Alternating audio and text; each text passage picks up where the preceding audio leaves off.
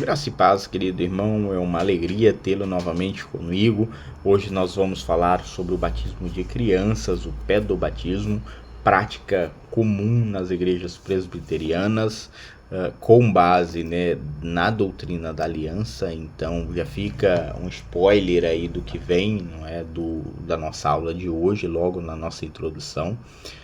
Nós batizamos os nossos filhos porque eles pertencem à comunidade da aliança, então assim como a circuncisão era realizada como sinal de pertencimento, o batismo também é realizado como sinal visível do invisível, e por isso nós batizamos as crianças não porque o batismo garante a salvação, como é a visão católica romana, mas porque a promessa é para nós e para os nossos filhos, e por isso nós entendemos que eles são parte da família do Senhor. Além disso, o batismo também vai comunicar a graça, é um meio de comunicação da graça de Deus, assim como a mesa do Senhor, como a Eucaristia.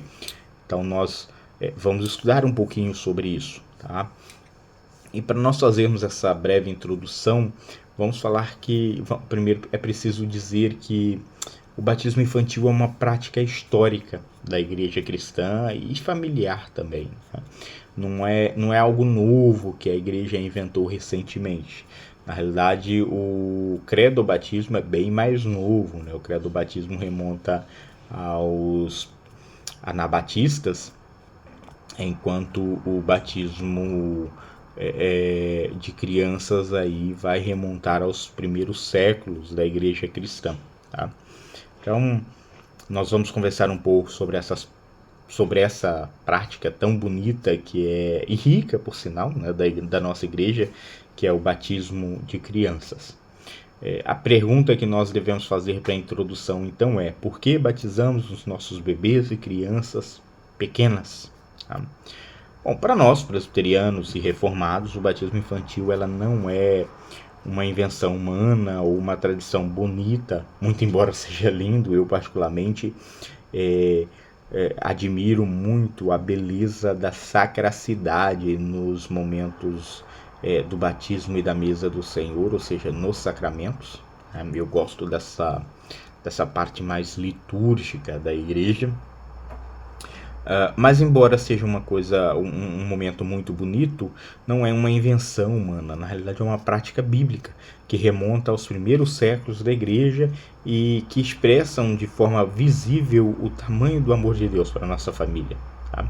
Isso porque o batismo ele é um fundamento, tá? Ou seja, nós conseguimos ligar a circuncisão ao batismo. Nós podemos sair lá da circuncisão e irmos até os primeiros batismos. E é isso que nós vamos ver na nossa aula hoje. Na última aula que nós fizemos, nós aprendemos que Deus se relaciona conosco através das alianças, né? Da aliança da graça em especial. No Antigo Testamento, quando Deus fez uma aliança com Abraão, né, com Abrão, e depois Abrão passa a ser Abraão, ele incluiu os filhos de Abraão nela. Né? O sinal físico de pertencimento, de inclusão dos filhos de Abraão na aliança que Deus fez com Abraão era a circuncisão, ou seja, a circuncisão aplicada aos bebês de 8 dias de vida, segundo Gênesis capítulo 17, significava que aquela criança pertencia à família, à casa abraâmica. Tá? Então o bebê ele não entendia nada ainda ali, né? Mas o sinal de que ele pertencia ao povo de Abraão e por consequência ao povo de Deus já estava nele. Então isso já nos responde a primeira pergunta, né? As pessoas dizem, não, mas batiza uma criança não sabe o que é pecado. Tá, mas saber o que foi pecado, saber o que é pecado, nunca foi prerrogativa pré-definida para o batismo, ou seja, nunca foi pedido que a pessoa soubesse o que era batismo, o pecado, para depois ser batismo. Tá? Essa crença vem basicamente da mandatória aí de por todo mundo, né, que Cristo dá, pregando o evangelho: aquele que crer e for batizado será salvo. Mas vem cá, quando você vai pregar, você prega numa casa entra numa casa e tem os pais e tem a criança, você vai pregar para as crianças ou para os pais? Né? Obviamente você vai pregar para os pais e a criança vai estar junto, mas a tua oratória tem como alvo principal os pais, né? Porque obviamente ao chegar aos pais, esses pais introduzirão a fé ao seu filho, né? Então é por isso que essa ordenança traz essa prerrogativa ali, tá bom? No Novo Testamento, Jesus não diminui a aliança, tá? Ele expande a aliança. O apóstolo Paulo nos ensina em Colossenses capítulo 2, versículo 11 e 12, que o batismo substituiu a circuncisão como sinal da aliança. Então, se os filhos dos crentes, e aí vamos pensar, né? Vamos usar a cabeça, afinal de contas, a fé cristã, ela te pede para pensar, ela te pede para exercer o teu intelecto, né? Olha que coisa bonita de se dizer, né? Então, vamos lá. Se no Antigo Testamento os filhos dos crentes recebiam o sinal da promessa, por que no Novo Testamento os filhos dos crentes ficariam de fora e não receberiam o sinal da promessa? Não faz sentido nenhum olharmos por esse ângulo, não é mesmo? Além disso, se nós olharmos para Atos capítulo 2, versículo 39, Pedro, na sua pregação no dia de Pentecostes, diz: a promessa é para vós e para os vossos filhos. Ou seja, Pedro, ali, quando a igreja deixa de ser 120 pessoas reunidas em uma casa e começa a se expandir para alcançar o mundo e as nações, Pedro ali diz: olha, é para vocês e para os seus filhos. Pedro, então, traz as crianças ao pertencimento da comunidade da fé. E é por isso que também que nós vemos no livro de Atos famílias inteiras sendo batizadas, né, juntas ali, como por exemplo a casa de Lídia, como por exemplo a família do carcereiro de Filipos e de Estéfanas, né? Então, quando a Bíblia traz casas sendo batizadas, a Bíblia está dizendo que todos os que pertenciam, que estavam aos cuidados daquela casa eram batizados. Crianças, adultos, livres e escravos, servos e servas, todos eram batizados. Tá? A grande questão é que nós fomos criados, especialmente no Brasil, a ter uma aversão total a tudo que lembra o catolicismo romano. E isso é um problema. Tá? Isso é um problema. Porque isso vai impactar diretamente como nós vemos os sacramentos em especial. Tá? Para a Igreja Romana, o batismo é sinal de salvação. Só que para nós, para a Bíblia, o batismo não salva. O batismo, ele é um sinal, tá? Ele é um selo daquilo que aconteceu interiormente, mas ele não tem poder salvífico. O que tem o poder salvífico é a fé em Cristo Jesus. Tá? Então aqui nós precisamos esclarecer um ponto muito importante. Isso tem que ficar bem claro, de forma bem direta. O batismo não salva ninguém, nem adulto e nem criança. E você pode se surpreender, mas eu já me deparei com pessoas que acreditavam que o batismo era...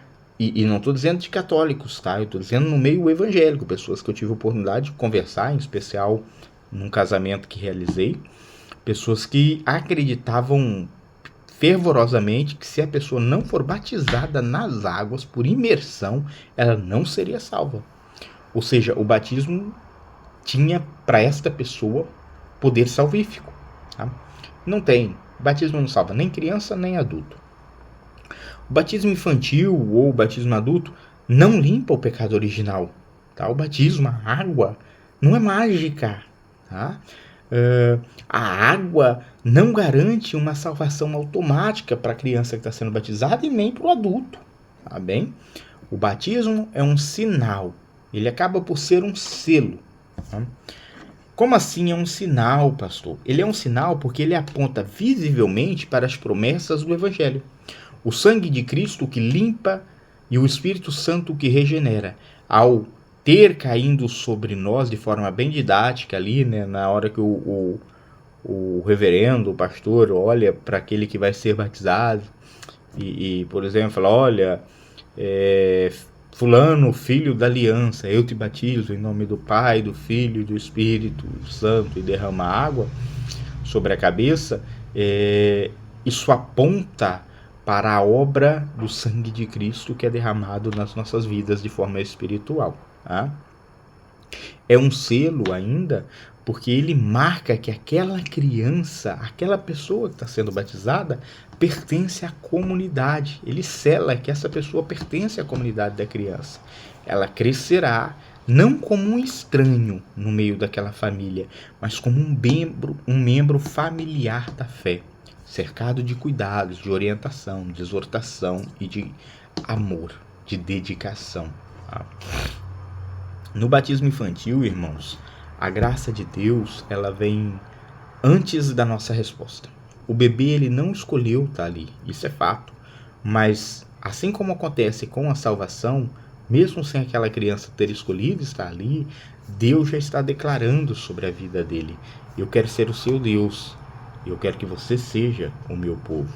A fé será uma resposta que essa criança dará que essa criança dará a Deus quando ela crescer. Tá?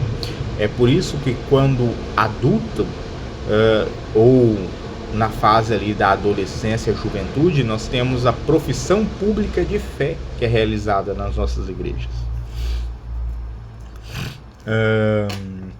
Nós temos aí algumas objeções bem comuns e eu quero responder algumas delas. Né? Muitos irmãos de formação, principalmente de formação batistas ou que pertencem a igrejas carismáticas, né? Pessoas que vêm do meio pentecostal, em especial, geralmente nos questionam, dizendo que a Bíblia diz que é preciso primeiro crer para depois ser batizado. E nós já citamos o texto aqui, né? Isso é verdade, tá? Isso vale para adulto. Para adultos que estão conhecendo a Jesus agora, na idade adulta. Né? Assim como Abraão, por exemplo, que creu adulto e foi circuncidado enquanto adulto. Mas para os filhos dos crentes, o princípio é o oposto. Eles recebem o sinal da promessa primeiro e passam a vida inteira sendo discipulados para, no tempo certo, confessarem a sua fé, o que chamamos de profissão de fé. O batismo é o início da jornada espiritual deles, não o fim. Então, assim como na circuncisão, nós temos os dois casos. Né? Nós temos o caso de Abraão, que creu e foi circuncidado, enquanto adulto, e nós temos os filhos de Abraão, da casa de Abraão, que nasceram após isso, que foram circuncidados ainda enquanto bebês. Na nova aliança é igual, um adulto que conhece a Cristo na idade adulta, ele vai ser batizado na idade adulta, então ele precisa expressar a fé dele de forma visível para ser batizado e pertencer à família. As crianças, neste caso, não, porque assim como os filhos da casa de Abraão foram batizados com base na fé do pai, essas crianças são batizadas com base na fé dos seus pais.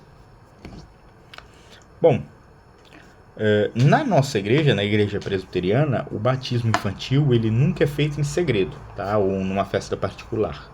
Ele é um ato público, geralmente de um culto comunitário no dia do Senhor, no domingo. Isso por duas razões óbvias. Tá? Primeiro, os pais fazem votos, os pais fazem promessas. Os pais vão à frente da igreja e prometem diante de Deus e da igreja criar aquele filho no caminho do Senhor, lendo a Bíblia, orando por ele, dando exemplo de uma vida íntegra e santa na presença de Deus. E nós também temos do outro lado uma igreja que responde também fazendo votos, também fazendo promessas. A igreja inteira se levanta, estende as mãos para frente e promete ajudar aqueles pais na educação cristã da criança. Quando o bebê é batizado, a igreja toda participa da responsabilidade de discipular. Então essa responsabilidade de discipular aquela criança que vai crescer ali na igreja, ela é de todos os membros da igreja. Não é só do pastor, não é só dos pais, mas é de toda a comunidade, de toda a família na fé. Isso é pertencer a uma igreja aliancista. Irmãos, por fim, o batismo de criança, das nossas crianças, dos nossos filhos, nos lembram todo domingo de que a nossa fé ela é multigeracional, ou seja, Deus salva você e a sua posteridade. E que privilégio é poder deitar a nossa cabeça nos travesseiros, sabendo que o Deus da aliança cuida dos nossos pequeninos com toda a sua soberania e glória. Isso é reconfortante para mim enquanto pai, para você, sem dúvida nenhuma também. Que Deus abençoe a sua vida. Nós vamos encerrar por aqui essa aula, sabendo que na próxima aula nós ainda falaremos sobre as crianças participarem na mesa do Senhor, ou seja, a participação das crianças na ceia do Senhor.